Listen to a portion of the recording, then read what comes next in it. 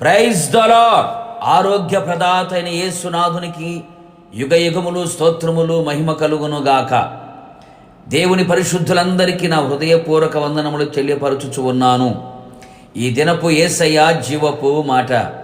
ఇర్మియా ప్రవచన గ్రంథం 33వ అధ్యాయం 6వ వాక్యం. నేను ఆరోగ్యమును స్వస్థతను మరల రప్పించుచున్నాను. యేసుక్రీస్తునందు అత్యంత ప్రియులారా, మన యేసయ్య మనకు ఆరోగ్యమును స్వస్థతను దయచేయువాడు. మన కొరకే ఆయన గాయపరచబడెను, మన కొరకు దెబ్బలు తినెను. ఆయన పొందిన దెబ్బల చేత స్వస్థత కలుగుచున్నది. ఆయన పొందిన గాయముల చేత మీరు స్వస్థత నొందితిరి. ఆయన గాయాలు స్వస్థతకు కేంద్రాలు, నిలయాలు. యేసయ్య నోటి వాక్కులో స్వస్థత, ఆయన నోటి ఒమ్మిలో స్వస్థత, ఆయన వస్త్రపు చెంగులో స్వస్థత, ఆయన పొందిన గాయములలో స్వస్థత కలదు.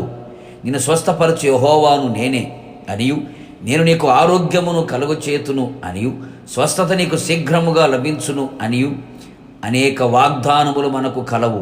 ప్రస్తుతపు దినములలో ప్రజలలో కలవరం, భయం, ఆందోళనకరమైన పరిస్థితులు.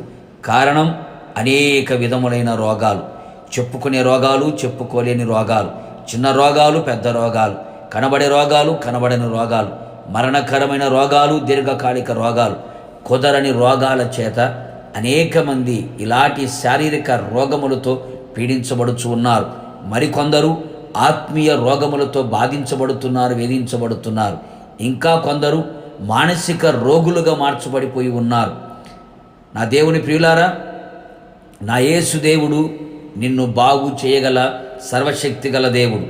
నీవు విశ్వసించగలిగితే, ఆయన పాదాల చెంత చేరి ప్రార్థించగలిగితే, కన్నీళ్లు విడవగలిగితే, ఏక మనసుతో వాక్యమును శ్రద్ధగా లక్ష్యముంచగలిగితే, నీ ప్రవర్తనను దిద్దుకొని పాపమును విడిచిపెట్టి క్రీస్తు రక్తముతో కడగబడి బాప్తిసం పొందగలిగితే, ఆయనకు విధేయులై ఆయన యందు భయభక్తులు కలిగి జీవించుచు ఆయన ఆజ్ఞలకు విధేయులై జీవించగలిగితే, నిశ్చయముగా నీ దేహమునకు ఆరోగ్యమును, నీ ఎముకలకు స్వస్థతను, నీ సర్వ శరీరములో ఆరోగ్యమును నిశ్చయముగా కలుగు చేయును.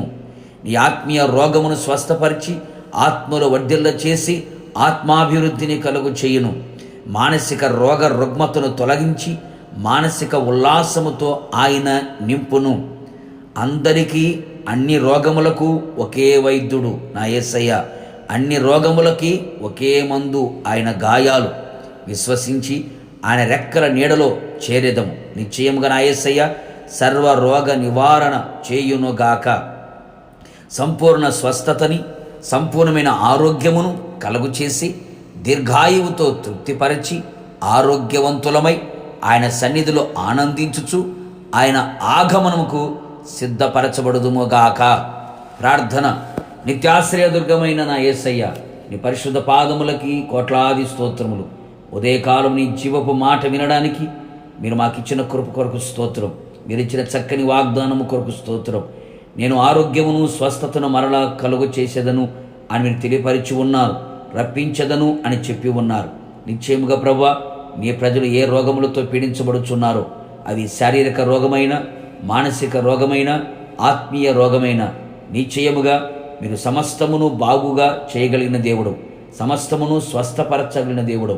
నీ ప్రజలందరికీ ప్రభువా, దేహమునకు ఆరోగ్యం, ఎముకలకు స్వస్థత, సర్వ శరీరములో ఆరోగ్యాన్ని మీరు కలుగు చేసి ఆత్మకు స్వస్థతను అనుగ్రహించి ఆత్మాభివృద్ధిని ఇచ్చి మానసిక స్వస్థతను కలుగు చేసి ఆనందమును, సంతోషమును కలుగు చేయమని కోరుచున్నాను.